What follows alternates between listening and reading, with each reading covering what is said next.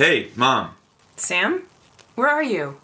Are you talking on the phone while you're driving again? I'm on my way to the state medical board. The state medical board? Should I be worried about you? Look, it's not me you have to worry about, Mom. It's Brendan. Brendan? Why? What's wrong with Brendan?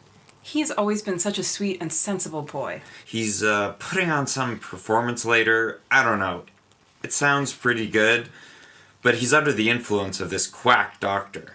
Doctor? Okay, well now I know what's going on.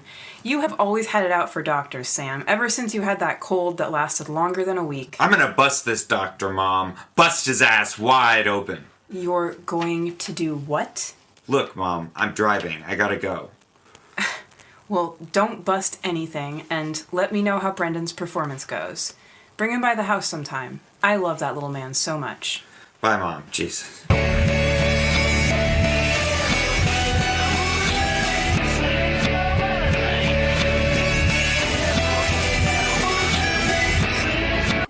Welcome to the Arizona Medical Board, dedicated to protecting public safety through the judicious licensing, regulation, and education of all allopathic physicians. How can I help you? What's your name? My name is Garrett. All right, Garrett. So what? Do you just get paid to read on the job? The boss said we can do a little reading if there's downtime, and we have significant downtime.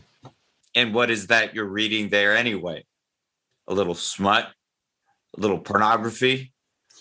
No, I view internet pornography on my own time. What's the title there? Lights of love? Lights of gay love? It is smut. No, it's not. It's a pretty interesting book, actually, by a German psychologist. Fucking psychologists. Bullshit. It seems like you should read it, Mr. My name is Sam. Mr. Sam. You should read this book. It's about how at this point in human history, thanks to the intervention of psychic forces, there's equal light and dark in this world. And the stage is set for the final showdown between the forces of light and dark.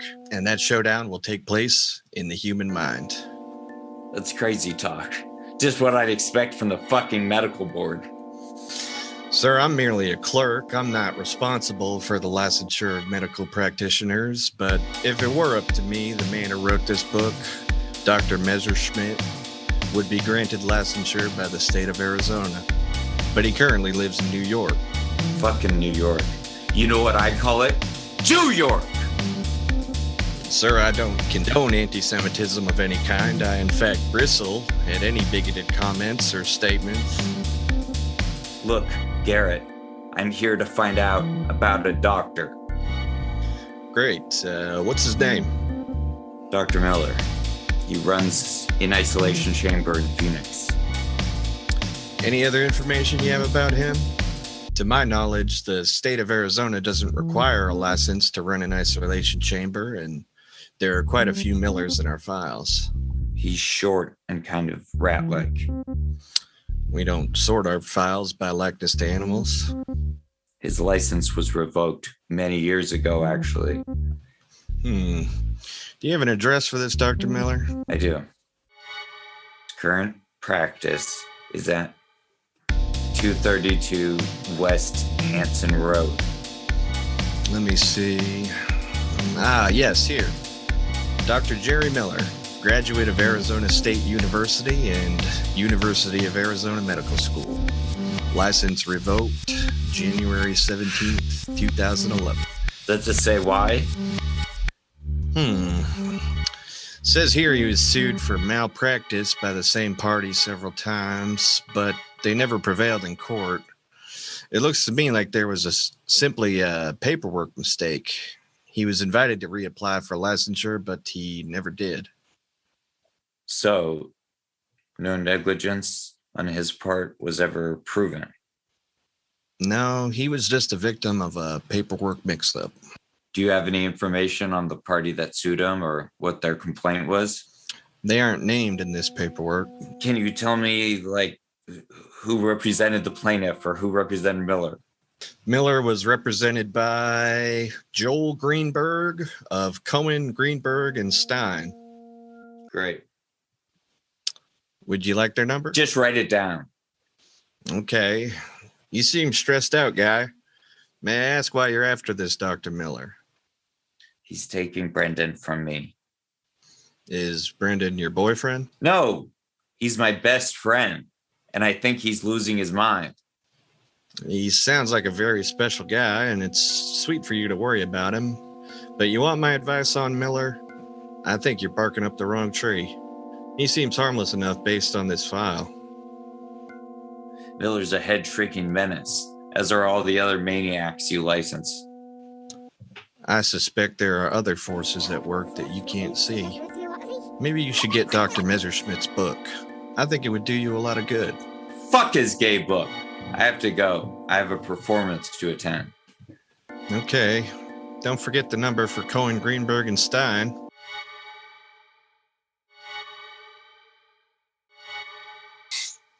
I want to thank everyone here for attending.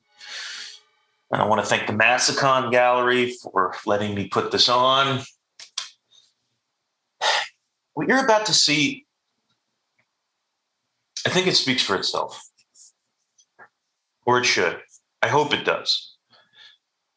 Nevertheless, I prepared a few words.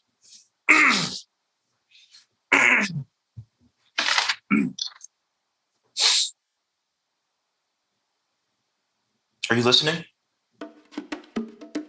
Can you hear me? Can you hear me above the sound of the blood rushing to your head?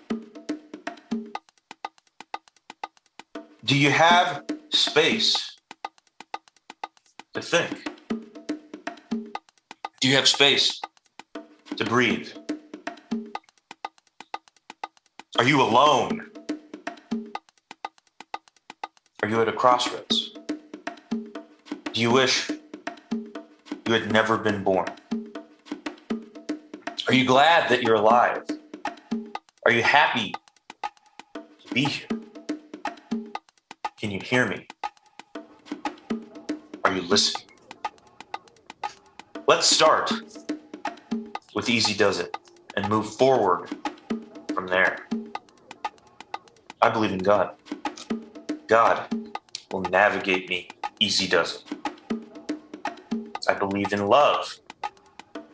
God will navigate me. Easy does it. I believe in love. After love. Easy does it. Nothing to be afraid of. Nothing to fear. All is prologue. A man sets out to seek. I'm locking you in here so you can set out on the path. This is prologue. I want you to feel like this is prologue. Without further ado, locked in.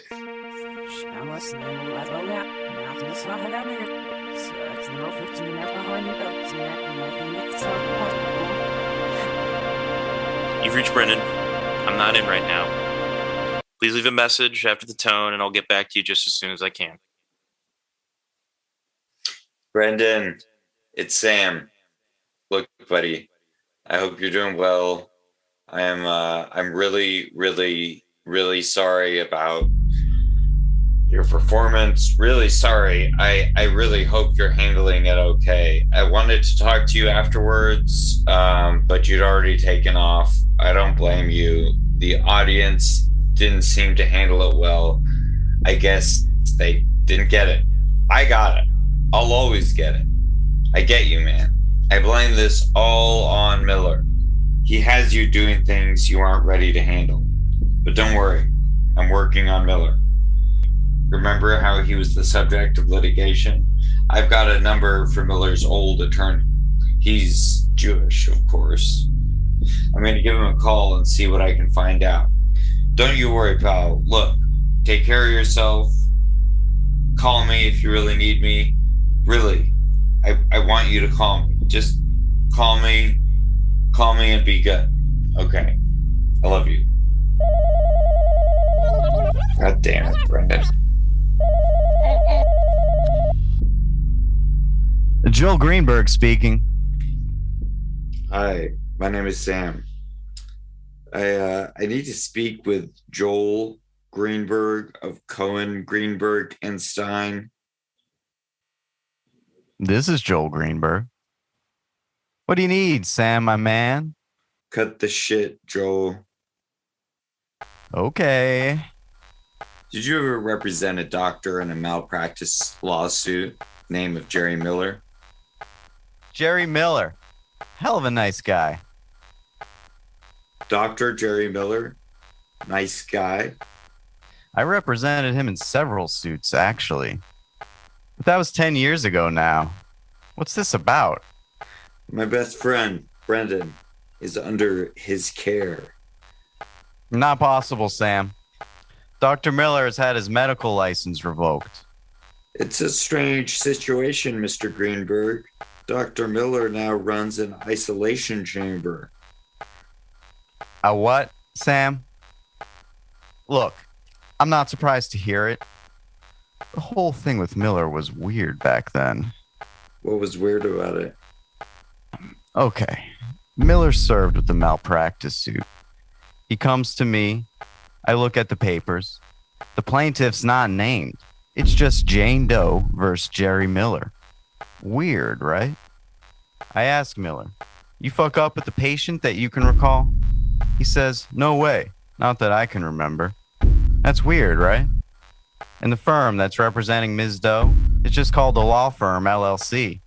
Weird too, right? I had never heard of him. No one has. I asked Cohen and Stein. They never heard of him, and they've been practicing law in Phoenix since air conditioning was invented. By the way, can you imagine this fucking place without air conditioning, Sam? I can't. So I try and send him some paper. My messenger goes to the office, and no one's there. My messenger tells me it looks like no one is ever there. No one has ever been there. He said the place was like a fucking tomb. And so he just leaves the paper tacked to the door. We schedule a hearing. We go to court. Neither the mystery plaintiff nor her counsel ever shows up. What were the complaints in the original suit? Vague fucking stuff, Sam. It was like esoteric poetry or something. I couldn't figure it out, and I've seen some weird complaints in my day. I'm thinking the whole thing is frivolous and malicious bullshit, and the judge agrees. He dismisses. But then, Miller gets served again. Same fucking thing, Sam. Jane Doe, represented by the law firm LLC versus Dr. Miller. What the fuck? What the fuck indeed, Sam? So same thing. We schedule a hearing. I motion to dismiss. Judge agrees. I ask him to dismiss with prejudice. That means they cannot bring the matter back to court. And the judge does it. So I'm thinking it's gone for good, and so does Miller. But I ask him, hey Miller, you got any clue who this Jane Doe is? Because as you can imagine, Sam, I'm fucking curious. Wouldn't you be? I am curious. Right. I could tell you're a curious guy. Anyway, Miller says, Greenberg, I got no fucking clue who Jane Doe is. I run a small practice, treat my patients well, charge them fairly. I say, well, you got any enemies? He says, and I quote, I have no earthly enemies. I ask him, well, you got celestial enemies? Astral enemies?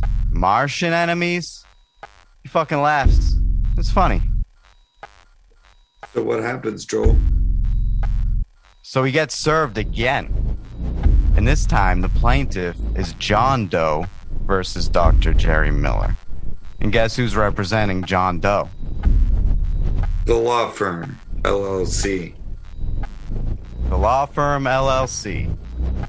And believe me, Sam, the first two times we tried everything we could to get a hold of these fuckers to go figure out what they were all about.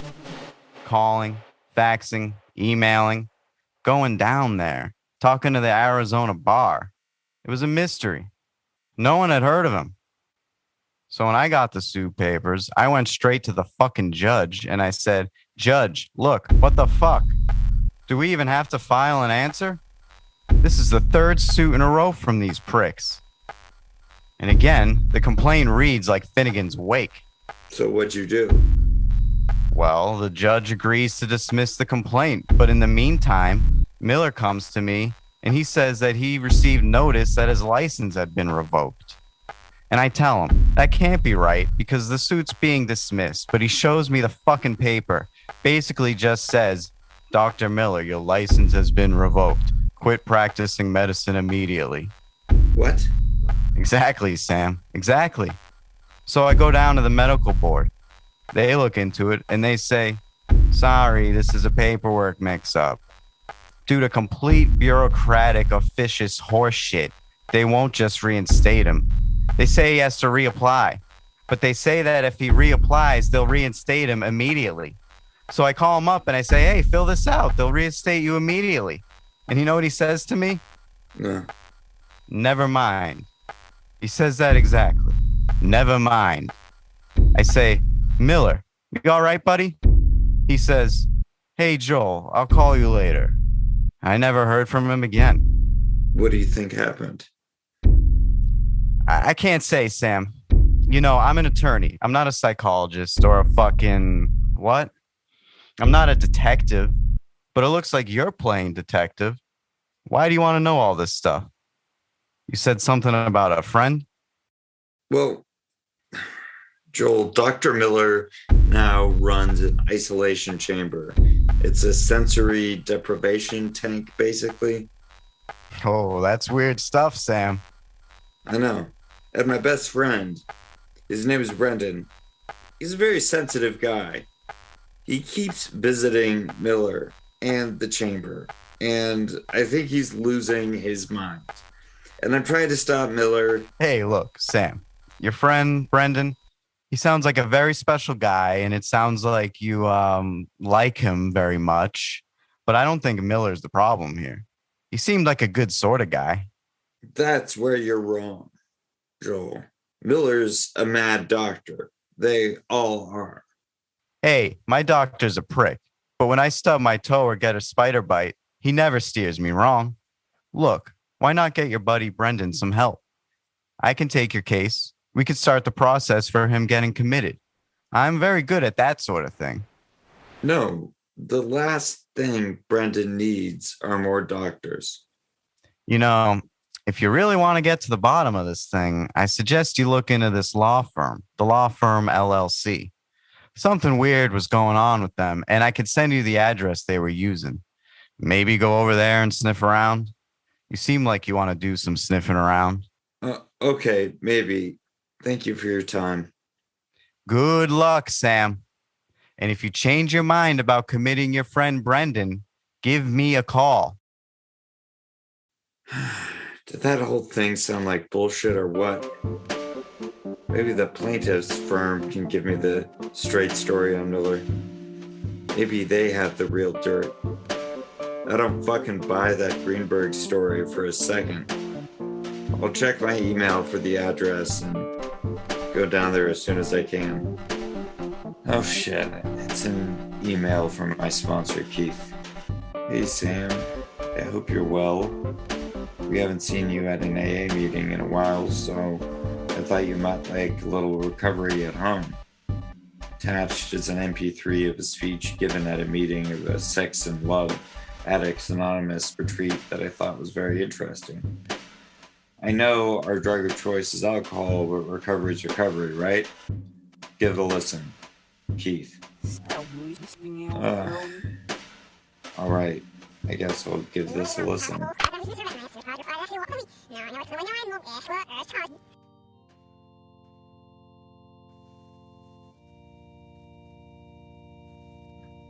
Hi, I'm Rex, and I'm a sex and love addict. I'm grateful that I can say that through the practice of the 12 steps, I have achieved sexual and emotional sobriety. I am in a state of grace. It's a gift from God, and I don't take that for granted at all. My story begins, like a lot of stories in these rooms do, with my mama. My mama was not a nice lady at all, but I worshiped my mama nevertheless. She was one of those ladies people saw coming from a mile away, all charm and beauty, but not an actual nice bone in her body. Okay, I don't need to hear about your mama, dude. I'm skipping ahead. And when I got out of the Army, that's when I met Melva. And the first time I met Melva, she was as sweet to me as any woman had ever been. I was getting my hair cut by her. First haircut I'd had in a long time that wasn't by an Army barber. And I couldn't believe the attention that she was giving me. And it meant so much to me. And I felt that familiar rush again. Only this time, it was as intense as it had ever been in my life. And so it was that very day that I decided no matter what she gave me, that I was going to love this woman, even if it had to be a one-sided affair. I was like her puppy dog. I wanted to be in the same room as her, follow her around, pick up whatever scraps of attention I could, because it was never again like that first time. She had my attention, and she knew that she didn't have to do anything else to keep me coming back. I was hers, completely and totally. And with my devotion in hand, she set about to ruin me as quickly and as completely as she could. She took my money whenever she could, which I gladly gave her, knowing I would never see it again. And she asked me to fight men twice my size, twice my speed, twice my strength, and I got my ass kicked time and again from Melva. And it hurt. It hurt like hell. There's no doubt about that. But you see, Melva had magical qualities that I could not give up on or give away or detach myself from, no matter how destructive the attachment. And what did she give me in return? At the time, I was writing little columns for the local newspaper. Nothing serious. I wasn't Woodward or Bernstein or nothing like that, but I was proud of what I was writing. And I'd send Melva my column every time it came out, and I'd ask her to read it. And when I'd see her again, I'd say, "Hey, Melva, did you read my latest column?" And she'd say, "Oh, not yet, Rexy, but I will. And of course, she never did. And when I really thought about that, it stung a little bit. But it was not enough to give her up. Not even close. You might say, "Where's your self-respect, Rex? Where's your pride?" Well, as you know, I was hooked on Melvin. But one day, as I was on my way to Maxwell's Saving Stay to get a moon pie, when the biggest man I had ever seen stepped in front of me, and he said, "Just so you know, I'm Melva's boyfriend, and I have a message." And boy, did I get that message. I was in the hospital fighting for my life, and I hate to disappoint you with the cliche, but I saw the light. And I'll just say this about the light. It didn't have a message for me. You see, the light is the message, and I got the message. And thankfully, that's what's brought me here today. I am Rex, and I am a sex and love addict.